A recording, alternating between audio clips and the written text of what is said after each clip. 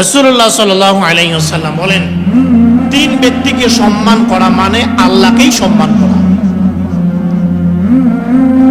রাসূলুল্লাহ বলেন, তিন ব্যক্তিকে সম্মান করা মানে আল্লাহকেই সম্মান করা।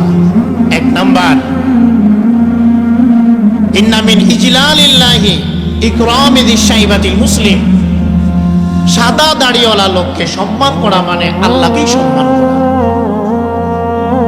দুই নাম্বার, ওয়াহামিলিল কুরআন, কুরআনওয়ালাকে সম্মান করা মানে আল্লাহকেই সম্মান করা।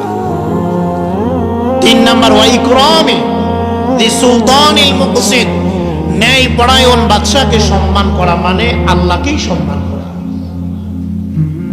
এই তিন ব্যক্তিকে সম্মান করা মানে আল্লাহকেই সম্মান করা। কুরআনওয়ালাকে সম্মান করা মানে আল্লাহকে সম্মান করা। তাহলে এর বিপরীতে বোঝা যায়, এই কুরআনওয়ালার সাথে বেয়াদবি করা মানে আল্লাহর সাথেই বেয়াদবি করা,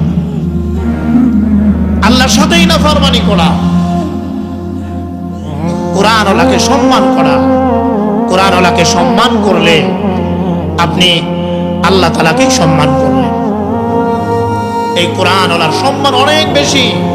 একটা মানুষ, তার মধ্যে কুরআন থাকার কারণে এত সম্মান, সে আল্লাহর পরিবারের লোক হয়ে যায়। তাকে সম্মান করা আল্লাহর সম্মান করা হয়ে যায় শুধু কুরআন থাকার কারণে। কত বিদ্যায়িত আছে, তাদের ব্যাপারে রাসূলের এই কথা নাই, রাসূলের এই বাণী নাই। আপনার সন্তান ডাক্তার, ইঞ্জিনিয়ার, প্রফেসর হতে পারে, আল্লাহে আল্লাহর কসম তার ব্যাপারে রাসূলের এই বাণী নাই। রাসূলের এই বাণী নাই যে তাকে বলা হবে তুমি পড়ো, তোমার যে বিদ্যা তুমি পড়ো আর জান্নাতে ওঠো, বলা হবে না। তাকে বলা হয় নাই আল্লাহর পরিবারের লোক, তাকে বলা হয় নাই তাকে সম্মান করলে আল্লাহকে সম্মান করা হবে।